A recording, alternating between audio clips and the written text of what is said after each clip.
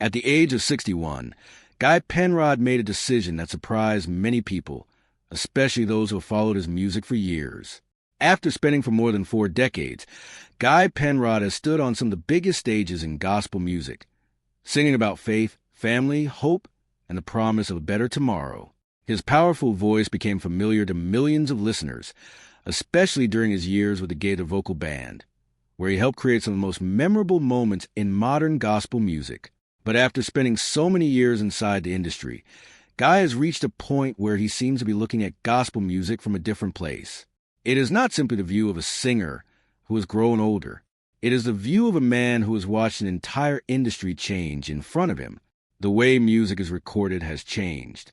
The way artists promote themselves has changed. The way fans discover songs has changed. Even the meaning of success can look different today than it did when Guy first began his career. And that raises an important question. When everything around an artist changes, how does that person protect the reason he started singing in the first place? For Guy, that question is especially personal because music was never just a job. His songs have always been closely connected to his faith and his family. That is why any discussion about his future carries so much weight with longtime fans. People are not simply wondering whether Guy will perform another concert or release another album. They are wondering what happens when a man who has spent most of his life serving through music begins to question the way the modern music world works. Is he really walking away from gospel music? Or is he simply stepping back from a system that no longer feels like the one he entered decades ago? Those are two very different things. And understanding that difference is the key to understanding Guy Penrod's story today. Guy Penrod's journey through gospel music did not begin with fame, television appearances, or thousands of fans. Like many successful singers, it began with a love for music and a strong connection to faith. Over time, his natural ability became impossible to ignore. His voice had a rare combination of strength and warmth. He could sing a powerful low note, but he could also move into higher parts of song without losing the emotion behind the words. That combination eventually helped him become one of the best-known male voices in gospel music. His career reached another level when he became part of the Gaither Vocal Band. Working with Bill Gaither placed Guy in front of a much larger audience and introduced his voice to people who might never have discovered him otherwise. The Gaither homecoming movement was especially important. The recordings brought together famous gospel singers, older musical traditions, and newer voices in a way that connected with families across generations. Guy quickly became one of the faces people associated with that world. He was not simply standing in the background. His voice often became one of the defining sounds of a performance. Fans connected with him because he did not appear to be trying too hard to impress them. His performances felt direct and sincere. The message came first, and the technical skill followed naturally. That mattered because gospel audiences are often listening for more than a beautiful voice. They want to believe that the singer understands the words he is singing. Guy's career grew because he seemed to understand that difference. Over the years, he recorded numerous songs, traveled extensively, and became an important part of the Gaither story. But success also brought a demanding schedule. The more popular the group became, the more travel and performances were required. For Guy, this would eventually create one of the most difficult decisions of his career: how to balance a successful music career with a family life he valued so deeply. Behind every successful musician is a life that fans rarely see. When Guy Penrod walked onto a stage, audiences saw the singer. They saw the microphone, the lights, the musicians, and the crowd. They did not see the long drives, hotel rooms, early mornings, rehearsals, or the people waiting for him back home.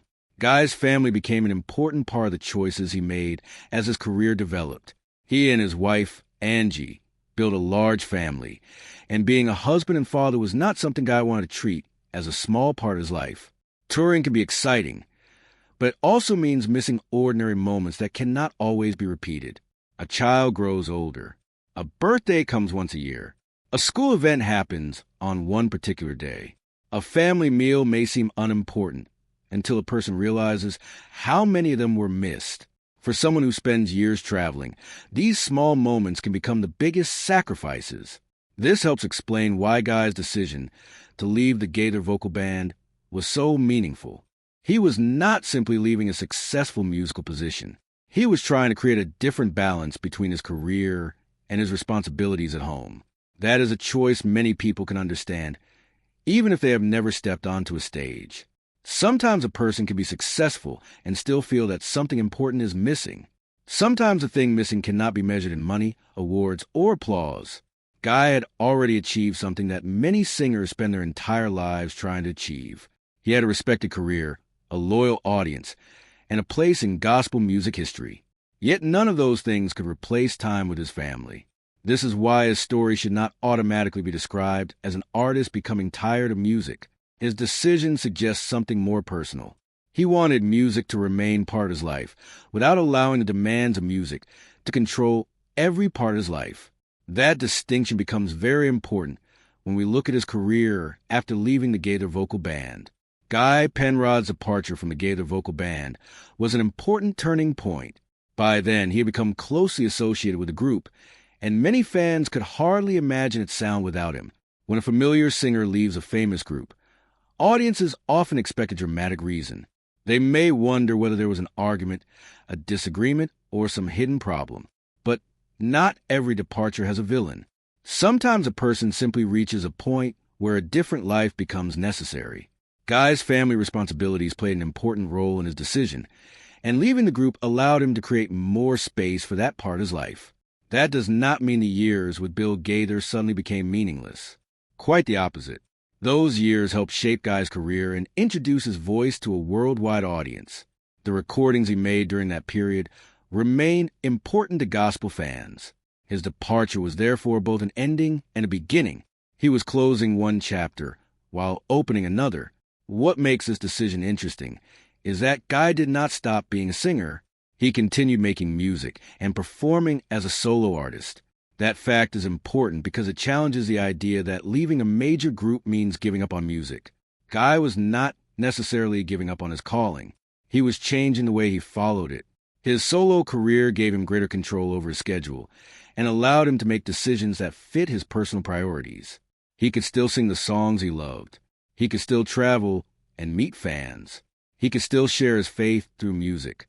But he was no longer tied to exactly the same demands that came with being part of the Gaither Vocal Band. For fans, this meant that Guy was still there, just in a different form. The man they had watched on homecoming stages was now building a career around his own schedule and his own choices. That transition may not have been easy, but it showed that leaving one successful path does not mean losing your purpose. After leaving the Gaither Vocal Band, Guy Penrod faced a challenge that many artists understand. How do you create your own identity after becoming famous as part of a group? A group gives an artist a built-in audience, a recognizable name, and a clear place on stage. A solo career requires a person to carry much more responsibility. Guy had to show audiences that he could stand on his own while still honoring the music and values that had shaped him. He continued recording and performing, and his strong connection with gospel listeners helped him build a successful solo career. His audience did not disappear simply because he left the Gaither Vocal Band. Many fans followed him because they were connected to his voice and the message behind his music. This period also gave Guy an opportunity to make his career fit more closely with his family life. That does not mean every part of a solo career is easy. An independent artist still has to travel, promote music, organize performances, record songs, and connect with audiences. But having greater control can make a major difference. Guy was no longer simply one part of a larger organization. He could decide which projects mattered to him and how he wanted to present himself. His music continued to focus on faith, family, and the message that had always been important to him. In many ways, his solo career showed that an artist can change direction without abandoning the values that made people love him in the first place. This becomes especially important when talking about Guy today. He has already experienced one major career change. He knows what it feels like to walk away from something successful because his priorities have changed. He also knows that leaving one form of the music business does not mean leaving music itself. That history gives his thoughts about the modern gospel industry more weight. He has seen the business from several sides: as a group member, a recording artist, a touring performer, a husband, and a father. He understands both the beauty of the music and the pressure that can come with the business surrounding it. The tension between ministry and business has always existed in Christian music, but today's technology has made it more visible. Gospel music has always needed money. Artists need to pay musicians, travel to concerts, record albums, maintain equipment, and support their families. Churches and organizations also have budgets. There is nothing wrong with the business side of music. The problem begins when business goals become more important than the message itself. That is a concern at the center of many conversations about modern gospel music. A song may be beautiful, but the main question becomes how many people will click on it. Something can change. An artist may begin choosing songs based on popularity rather than meaning. A concert may become more focused on production than worship. A social media post may be designed more for attention than connection. Again, this does not mean every modern gospel artist is doing this. Many younger artists are deeply sincere and use modern tools to spread their faith. The issue is balance. Guy Penrod's career is interesting because he comes from a time when the music itself often had to carry the message. Fans discovered singers through concerts and recordings. The artist's voice and character matter greatly. Today, artists have more ways to communicate, but that also creates more pressure. The challenge is deciding what should never change. For Guy, those core values appear to include faith, family, honesty, and meaningful music. Those values can survive in any generation. The technology can change. The business model can change. The way fans discover music can change. But the reason for singing does not have to change. That may be the most important lesson from this entire discussion. Gospel music does not have to choose between tradition and technology. It can use new tools while protecting old values. It can reach millions online while still remembering that every listener is a real person.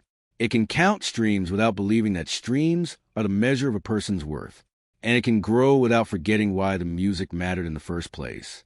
For more than 40 years, Guy Penrod has given gospel music something that cannot be created by algorithms, streaming numbers, or social media trends. A voice that people remember. His journey has included enormous success, difficult choices, family responsibilities, and a career that changed as he changed. He became famous with the Gaither Vocal Band, built his own path as a solo artist, and continued sharing music that reflected his beliefs. But now, as the music business enters another completely different era, his story raises a question that every artist eventually faces. How do you keep doing what you love without losing yourself in the process? That question is bigger than Guy Penrod.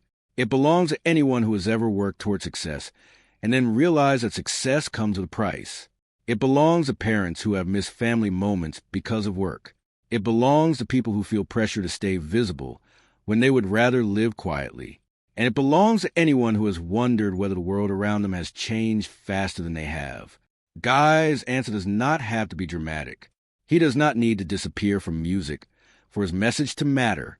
He simply needs to decide what deserves his time and what does not. Maybe the future of gospel music will look very different from the world he entered decades ago. But change does not automatically mean the heart of the music has to disappear. New technology can carry old truths. Younger artists can learn from older generations. Experienced singers can learn from younger performers.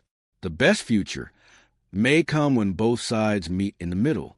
And if Guy Penrod continues singing, fans will likely listen for more than the sound of his voice. They will listen for the story behind it. A story about faith, family, change, and knowing when to protect what matters most. Because after all these years, perhaps the most important thing Guy Penrod has ever taught his audience is simple. A life well lived is more important than a career perfectly maintained.